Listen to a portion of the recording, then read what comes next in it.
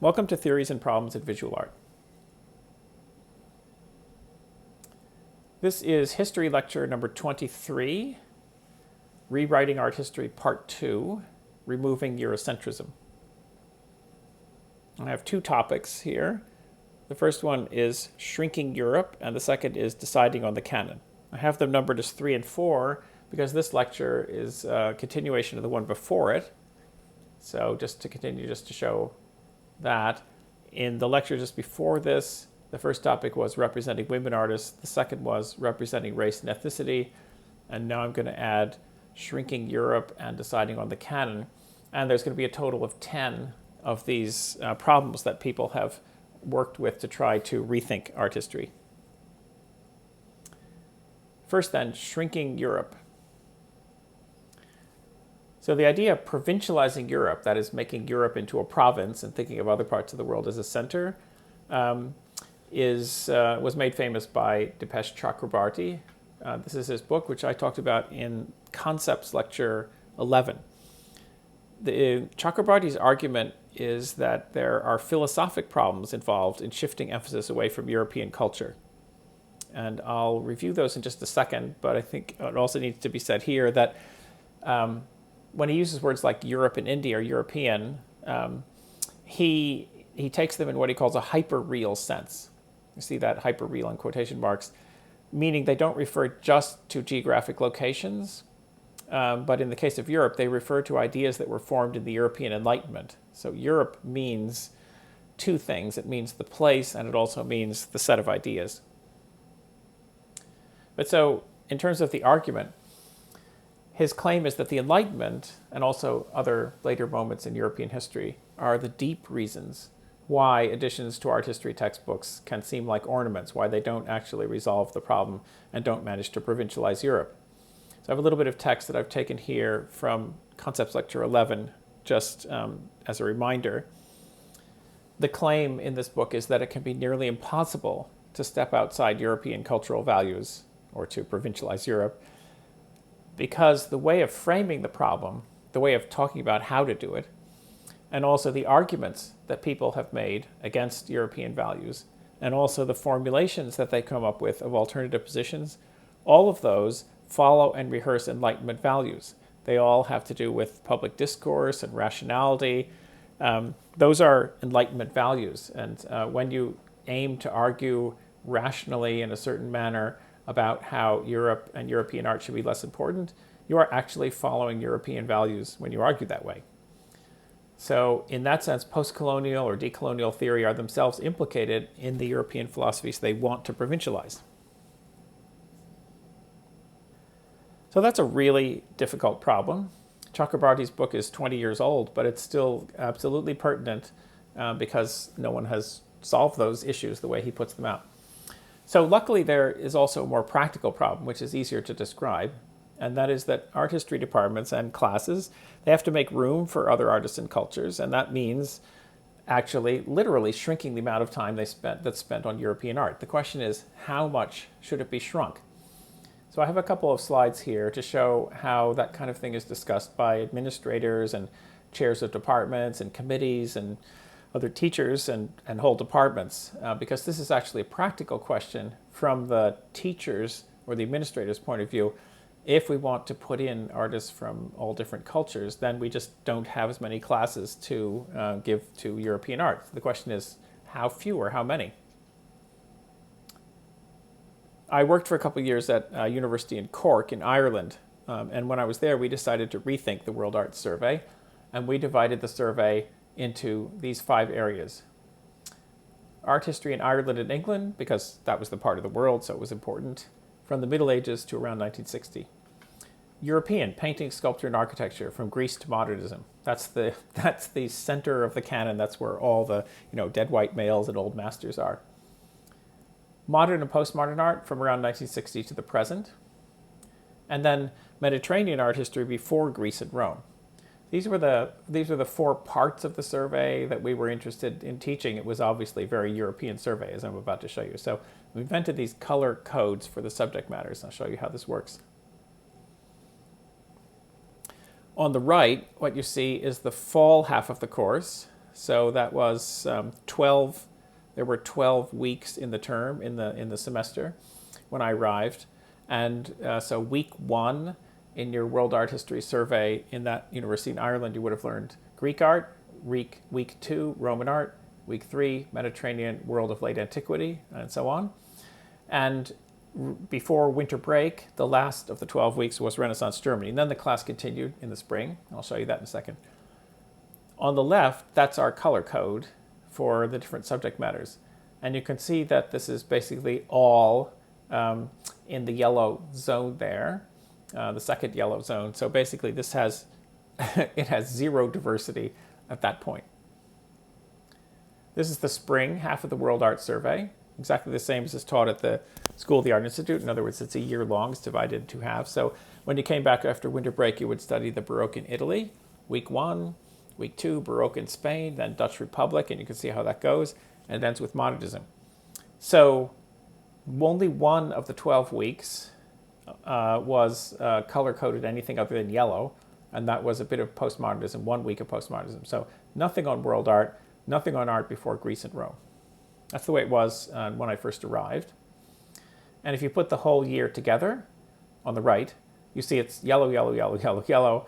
All these bars here are because so each week there were several classes. So this is all the classes all together, not labeled because they're too small, but that's every class that you would have had in the year in the World Art History Survey.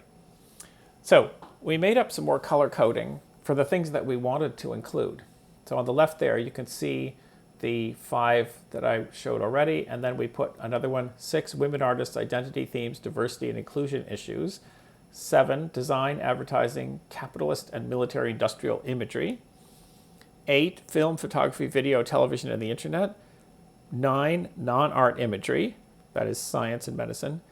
And 10, multiple modernisms. That's a subject of another lecture in this history series. Multiple modernisms, meaning modern art in quote-unquote unusual countries. Modern art in Paraguay, modern art in Kazakhstan, that kind of thing, multiple modernisms. So the ambition was to change the color of all our lectures from yellow and a bit of orange to all of these. So here are fall semester comparisons. On the right, that is the way it was in that university in Ireland. On the left is something from the School of the Art Institute, one of our 1001 classes. That is our fall semester survey of world art. And you could see that in this case, it's almost all brown, which was the color coding for world art history before the modern age. You can see the range of centuries and the number of cultures that are being talked about there is much wider than what was done at that university in Ireland. And here's a spring semester comparison. Looks quite different when you first look at it. So in the right-hand column there, that's the university in Ireland, exactly the same as what I showed before. On the left, that's one of the School of the Art Institute's 1002 classes. The subject matters are completely different. But it would be color-coded yellow, even though they have much more to do with modernism and they go much closer to the present, and they have much more to do with postmodernism and so on, but still they're color-coded yellow. This is another one of the 1002 classes that we have at the School of the Art Institute. This particular 1002 class was taught by several instructors, who are specialists in Africa and Latin America. So there's a lot of orange in this one. So you can see Latin American art part 1 at the top in orange, primitivism and ethnography, then there's Latin America part 2, early global modernism, global exhibitions, African modernism, Latin America part 3, global art, Latin America part 4, contemporary, and then there was an exam the last week. So the spring semesters that is the modern art part of the survey, they don't differ quite as much, but there's also, from week to week, huge difference in the subject matter. Much more international in that case. So this is what I mean by saying this is from a teacher's perspective. This is the way you can think about this. You can ask questions like, is it possible to make even more room for art outside the usual European narratives? So we experimented with different things in Ireland, different things that we could add to the survey, like these. And we tried remaking the year to see what it would look like by color coding it differently.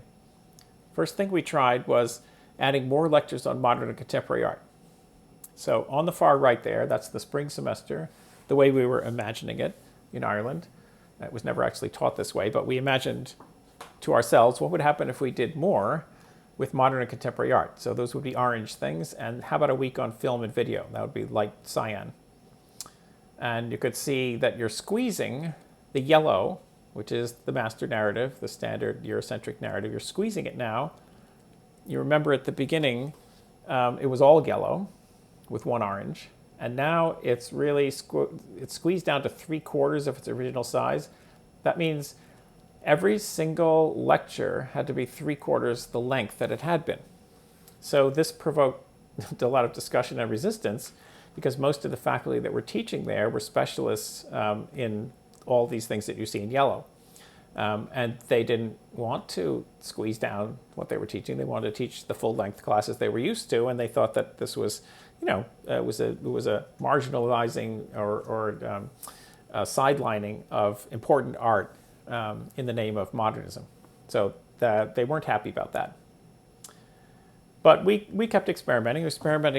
Here. The experiment here was to put visual studies into the spring semester. So visual studies is the study of popular art and imagery, and there's a history lecture on that later on. So the right column there is, again, the spring semester. And notice now that it's all cyan, because that's film, photography, video, television, and the internet. And then there's even a gray one. That's contemporary outsider art. Tribal art, craft, local practices could be in there too. And there's even a week on green, which is advertising under the heading of design, advertising, and so on. So now, what was an entire year of the master narrative of European art history is now half the size. It's all shrunk into the fall semester, that whole yellow column. This is what happens to art history when student demand in some colleges increases for film and more television and advertising and things like that, essentially visual studies subjects. And when there's a lot of demand for them, they tend to squeeze out the art history survey. You can imagine how unhappy the faculty were with this, because now they had only half the time that they had before to talk about every artist they wanted to talk about. This is also literally a provincialized Europe. It's shrunken down. This has nothing to do with Chakrabarty's philosophic problems. It's simply a curricular kind of a decision. And these are very difficult decisions. So deciding the canon this is what I mean by the kind, when push comes to shove, and you have to make a decision like this, what do you actually decide to keep, and what do you omit?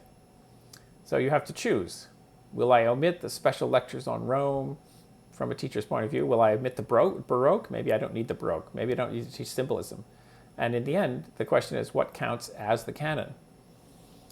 So you can see here the comparison between the original course, where there were 3-hour-long lectures on Gothic revival and realism and things like that.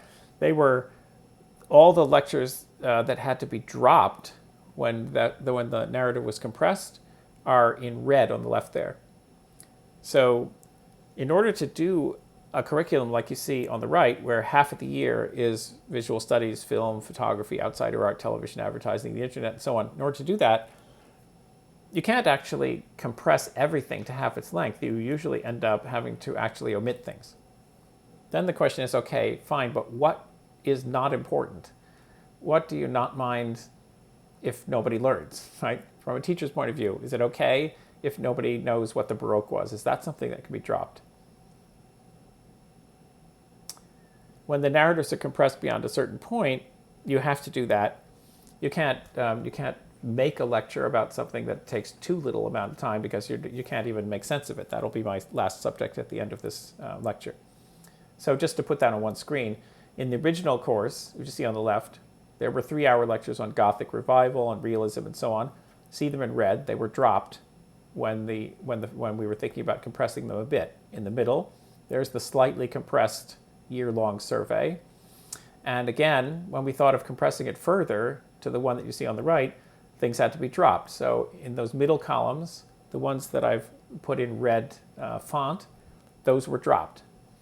So in the final proposal there that includes visual studies, television and social media and all the rest of it, Greece and Rome are missing, for example. So you could graduate then from a world art history survey not know anything about Greece or Rome at all, which obviously, upset some of the faculty.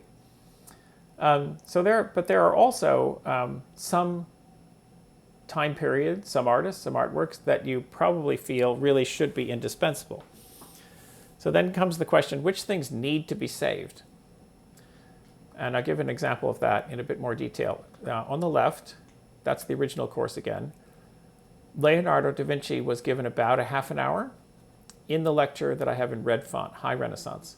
In that lecture, Leonardo got about a half an hour, and so the Leonardo painting, The Last Supper, got about 8 minutes. In the proposal on the right that included all the visual studies and popular visual culture, The Last Supper would have to be taught in about 2 minutes. And the question for a teacher is, is that even worth it? Are you actually getting across anything when you do that? In the original lecture, on the left again, Leonardo would be about 8 minutes. In the first proposal, there would be maybe 5 minutes. And in the final proposal, maybe 2 minutes. So it's not maybe that much of a difference, but you can see the problem, because after a while, you have to ask yourself, when do I just want to give up on this and say I'm not really actually saying anything about Leonardo? This is just a parenthesis before I end. Parenthetically, you can also ask this question the other way around. You can also ask, what's the maximum sensible amount of time for the description of an artwork? I give the example of The Last Supper. Vasari in the 16th century took about 2 pages to describe Leonardo's Last Supper, which was a lot in that book. Then there's a book by the art historian Leo Steinberg that's sometimes taught in MA, MFA level seminars. This book takes about 3 or 4 weeks in class to read, so it takes a good chunk out of the whole semester. It's a really long, really complicated book.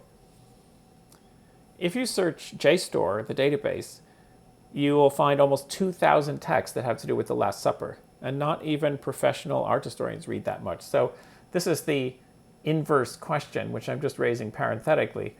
What is a good maximum amount of time to spend on a really important, really complex, really central artwork? If you were really to do it justice, are you doing it justice if you read all of a book like Leo Steinberg's, or do you have to do more?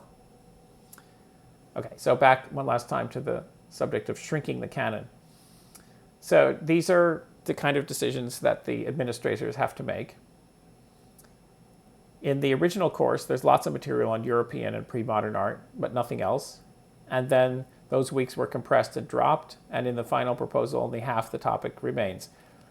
Basically, you'd have several hundred artists missing, and you would be, in that university, we would have graduated students in the discipline of art history, like art history majors in that university, who basically didn't know about all kinds of periods, all the ones that are in red font here. They wouldn't know them at all. So the idea of shrinking Europe, it involves some really hard conceptual problems, like the reliance of art historical narratives on ideas from the Enlightenment. This is one of those imaginary maps of art history from the second history lecture, where Eurocentrism is about to stomp on the student. But there's also these very practical questions which you can decide for yourself. It's not entirely unlikely that some of you, if you go on with art, you may find yourself in a teaching job. And if you're in a teaching job, one of the first things most teachers are asked to do is take a turn teaching the survey.